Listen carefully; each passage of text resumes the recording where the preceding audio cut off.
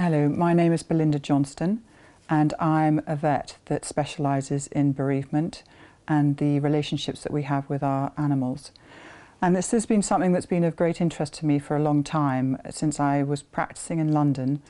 What is fundamental is this relationship that we have, and it is known as the human companion-animal bond or human companion-animal relationship. And it totally depends on so many different things. It's a very personal thing. What is right for one person is not the same for another, and it depends on their past experiences, the relationships they have with other people. And this bond has been likened to the parent-child bond, and it's an attachment relationship.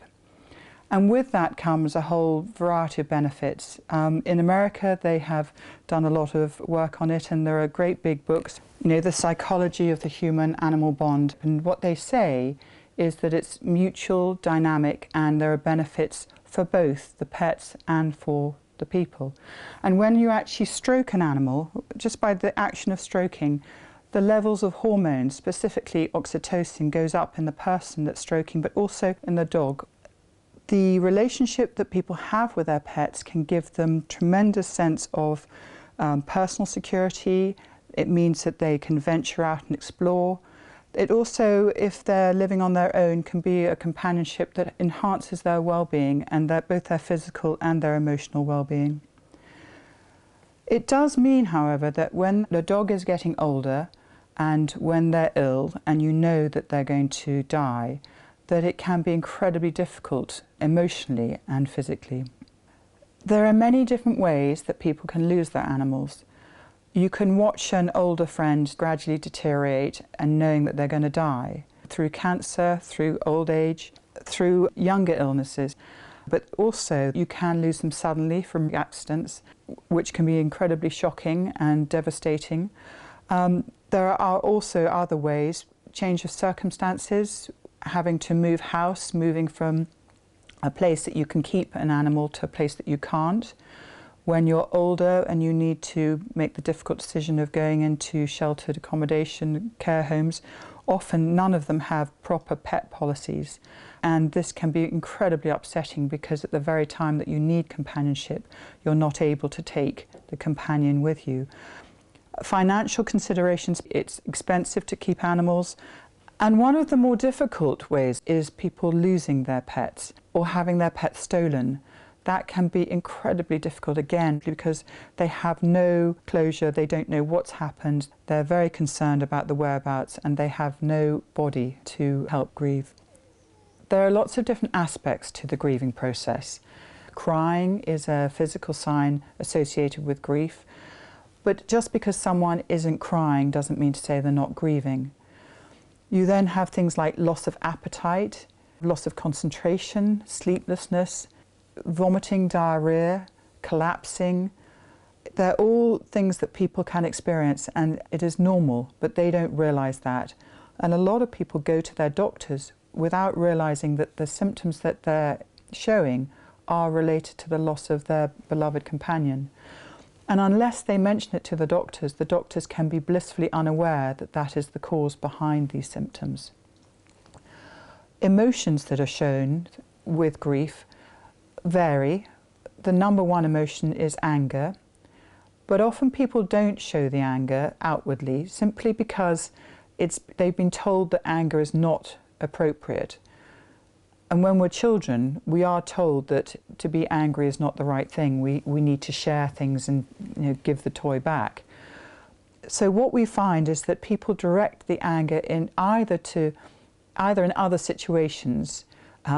Suddenly they get cross with someone for no apparent reason.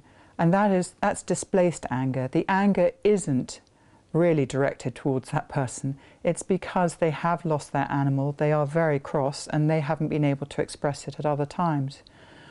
And if they are angry but aren't able to outwardly express it, they then turn it on themselves, and that turns out to be guilt. And people are often incredibly guilty, and they aren't able to express it to anybody else, and so it becomes an invisible cross for them to bear. Other emotions, intense sorrow, sadness, depression, anything that has an emotional impact on you related to grief can be difficult. And people don't necessarily relate it to the loss of their companion animal. You then have cognitive symptoms, such as the need to blame someone as responsible. So often people say it was the vet's fault, they did this, they did that, but actually they don't really believe it. It's just the way of expressing themselves. And people have suicidal thoughts. That doesn't mean to say that they're going to go on to commit suicide, but they do often say, I cannot bear the thought of living without them. And this is normal. It is something that the brain does. It goes over and over the repetitive thoughts, not being able to rest. All these things are normal issues when it comes to the grieving process. One emotion which is strongly expressed often is denial. So that when people are told bad news, the immediate thing they say is, no, this can't be happening, it's not true. And the reason people say that is because if they were to take it all on board, it would be overwhelming. So it's a form of coping mechanism. And it's nice to be able to allow people to be in denial if that is what suits them. The huge difficulty is if you have to make decisions while you're in the denial stage. The other thing that people do, which is not widely known, is that they can have hallucinations. Visual, auditory and olfactory hallucinations, where people see, hear and smell the beloved companion that they've lost. So they can genuinely hear the pitter-patter of feet, they hear the cat jumping off the bed, they see the dog in the basket. And these are things that happen, and people don't often disclose it because they are actually wondering if they're going quietly mad. But it is what happens, and it is a natural response. The last aspect of the grieving process is that there are social implications. People can become withdrawn.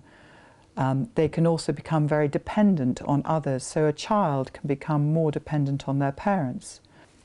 One of the other aspects after blaming yourself and thoughts of suicides and things like that, which not everybody expresses these symptoms at all, it's just what can happen, is that people can feel socially isolated and they can have lost their identity as a caregiver, particularly if their animal has needed a lot of care and attention while they've been getting older. It can be very difficult to be suddenly made completely redundant, and people don't realise that that can have make a huge void in people's lives, and often people do say, I really, really need to fill this void. As I said, the problem with grief is it's very personal and it's very unique. Within a family or within a group, people grieve very differently. It's a dynamic that can be very challenging for all involved, because the way that you grieve can be very different from the way somebody else is grieving. And children grieve differently from adults. There are gender differences, and it's all too complicated to go into now. But what it means is that people can get very angry and upset with other members in a group simply because they're all grieving differently. So it can be very, very challenging. It's very easy to be very judgmental and criticise other people, but actually it's really important to accept that people grieve and that they grieve differently, and to acknowledge the grief. Don't be judgmental, don't criticise, just be there for them and just listen. There is also something called anticipatory grief, and what that means is that you start to grieve not when you think you're going to in the future, but actually you start grieving at the point that you appreciate the loss. So if your companion animal is given a terminal diagnosis, you may be in denial to start off with, but as soon as you really realise and appreciate the loss, you start to grieve. And what I want to stress is that actually that's when you need emotional support as well.